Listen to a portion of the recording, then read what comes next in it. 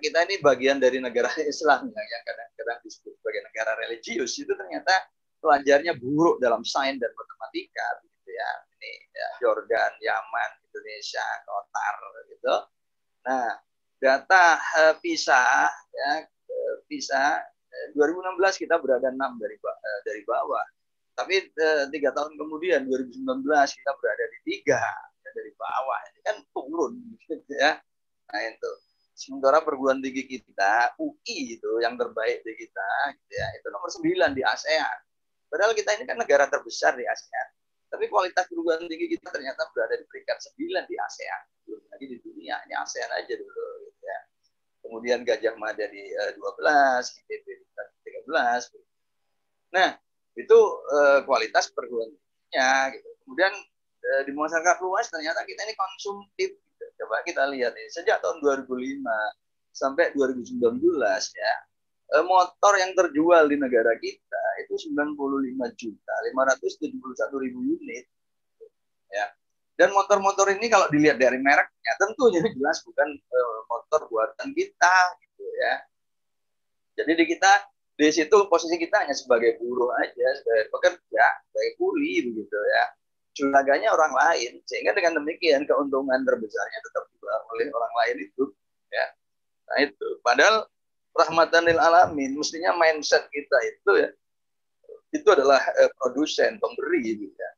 Nah demikian juga dengan mobil ya, kita baru bisa membuat mobil cap jeruk gitu ya. Nggak bisa membuat mobil yang beneran gitu ya, dengan berbagai alasan, dengan berbagai sebab gitu. Nah jadi itu kondisi kita. Nah kemudian di lingkup ilmuwan ya, di level dunia kita punya 4 pemenang Nobel dan yang setara ini ya. Yang pertama Abdul Salam, orang Pakistan ya, dengan Nobel Fisika 79. Kemudian Zuhail, Nobel Kimia 99, ini orang Mesir. Kemudian Maryam Mirzaghani, orang Iran, ini dapat medal setara Nobel ya 2014. Kemudian Aziz Sankar, penang Nobel Kimia 2015, ini orang Turki. Tapi keempat orang ini setelah lulus S2 dari negaranya, itu kemudian yang 3 orang ini ke Amerika, kecuali Salam ke Inggris, dan kemudian menetap di sana. Jadi dapat Nobelnya juga di sana, begitu ya. Nah ini kan ada sesuatu yang menarik. Apakah di negara-negara ketiga, khususnya negara Islam, tidak memungkinkan orangnya bisa dapat hadiah Nobel, gitu kan? Untuk jadi ilmuwan hebat kan gitu pertanyaan sederhananya ya. Nah itu datanya begitu ya. Nah kemudian kalau kita iseng-iseng nanya ya apa masalahnya, sebagian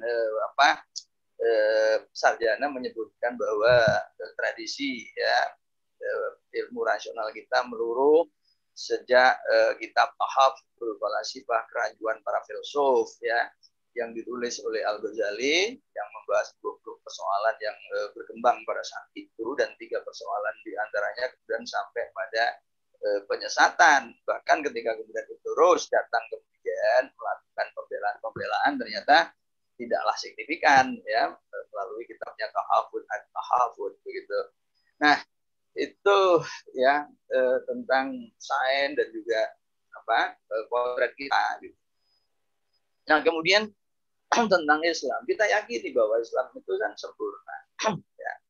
Nah, saya akan menjelaskan kesempurnaan Islam dari perspektif tadi, ya, dari perspektif sains tadi, bahwa kalau kita mau berbicara tentang kesempurnaan Islam, maka sebenarnya kita tidak bisa lepas dari trilogi ya, hubungan Tuhan, alam, dan manusia, begitu ya. Jadi sebenarnya memang disinilah dalam bingkai Islam ini merupakan satu kesatuan. Sayangnya umat Islam itu ini ya kesempurnaan Islam seperti dalam surah Al-Maidah ayat 3 ya, al-yawma akmaltu lakum dinakum wa atmamtu alaikum nikmati wa raditu lakum Islam Madinah. Sayangnya umat Islam hanya fokus pada persoalan-persoalan agama, hanya persoalan-persoalan halal haram, hanya persoalan peribadatan begitu ya. Sementara yang fokus pada alam itu adalah orang-orang barat. Maka kalau orang barat sekarang powerful begitu ya, bahkan kemudian ya main-mainkan orang Islam, Yaitu ya make sense aja, masuk akal. Padahal Al-Quran itu sudah menyebutkan ya tentang alam gitu ya, bahwa apa Al-Quran memberi perhatian yang sangat cukup ya tentang alam. Tapi sayangnya kita umat ini abai terhadap pemahaman dan penguasaan alam begitu. Nah, maka ke depan yang harus kita lakukan adalah intensifikasi kajian ya bagaimana Al-Quran melihat alam dan juga kemudian kajian supaya umat ini kembali mempelajari dan menguasai alam begitu ya. Nah, itu. Dan nyatanya di dalam Al-Quran itu ayat tentang alam itu jumlahnya 800 dan itu 5 kali lebih banyak daripada ayat fikih. Tetapi sayangnya ya para ulama dan umat ini hanya fokus ke ayat fikih yang jumlahnya hanya 160 itu.